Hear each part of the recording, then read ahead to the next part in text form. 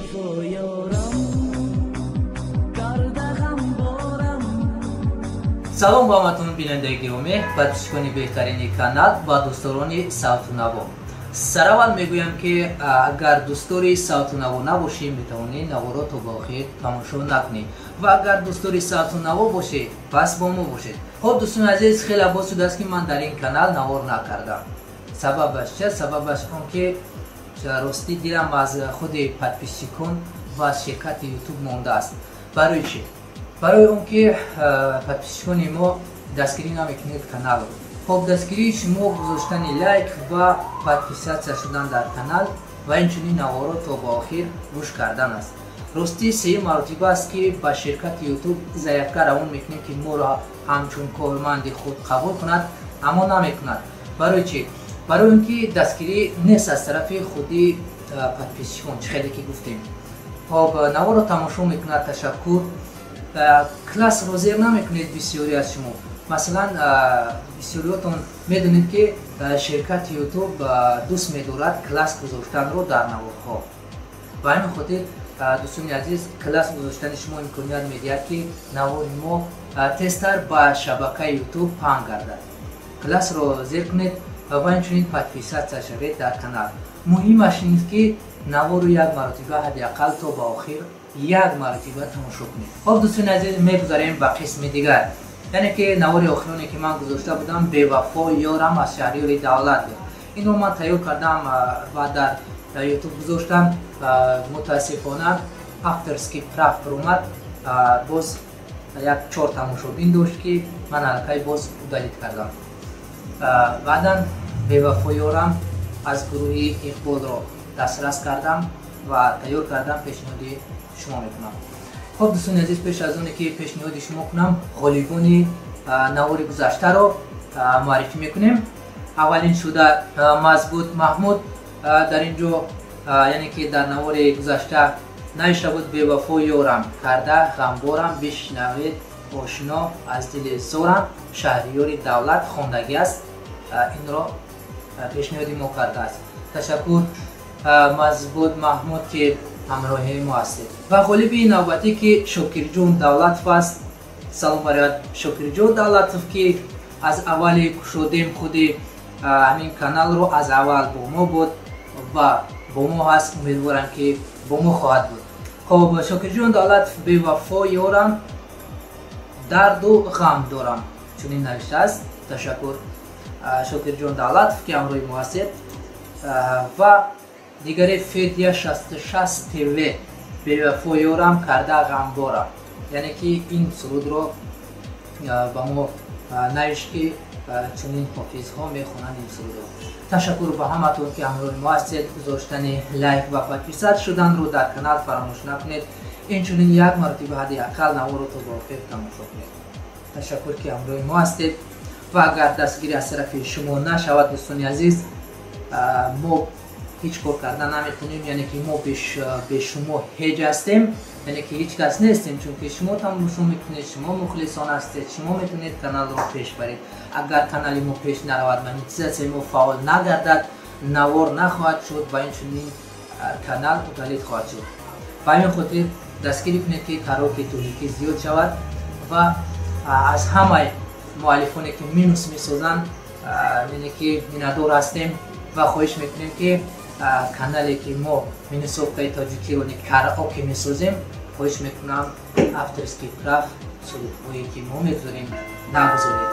تشکر با همتون که همراهی ما هستید. ولی دوستان عزیز، سرودی رو پیشنهاد شما میکنم، یعنی که آهنگی رو پیشنهاد شما میکنم. اولین شده 2 مصرع شده کامنتاری گذارید و غالب نواری آینده ما گردید.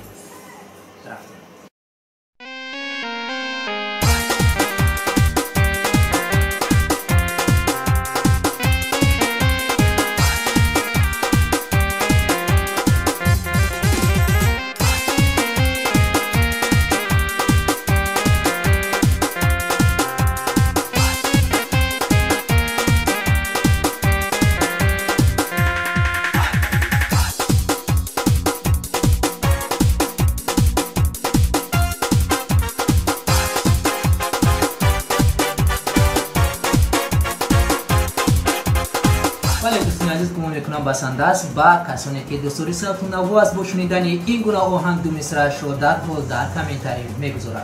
ولی دوستان عزیز کدومی که اگر میخواهید سرودهایی که شما به نهایت دوست می‌دارید خواهید که در شکل کاراوکه باید شاید که خواهید در شکل مینوس شما خودتان سرایید و قدر امکان ما آنها را میتوانیم که مینوس کنیم. در روی نوار نامه‌هایی که میبینید طریق واتساپ شما میتونید سرود رو اوریجینالش رو روان کنید. با قدر امکان من آنها رو میتوانم مینوس کنم که سراینده رو کمی صداش رو نصف کنم و با شما دوباره روان. لیکن این در حال نمیشود، کمی وقت رو طلب میکند برای تیار شدن و پس برای شما روان کردن و البته که کار ما رو نیز به نوبت خواهید گرفت.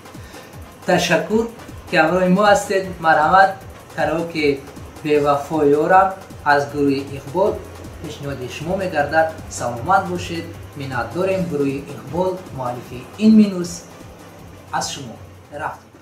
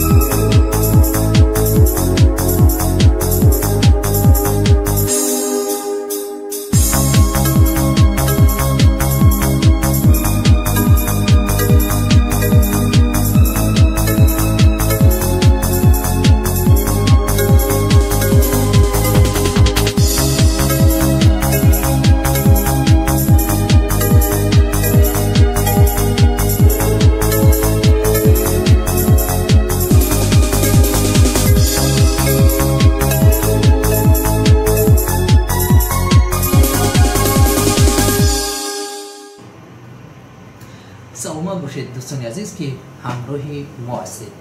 گذاشتن لایک و پادپیسه شدن رو در کانال فراموش نسازید. سلامت باشید.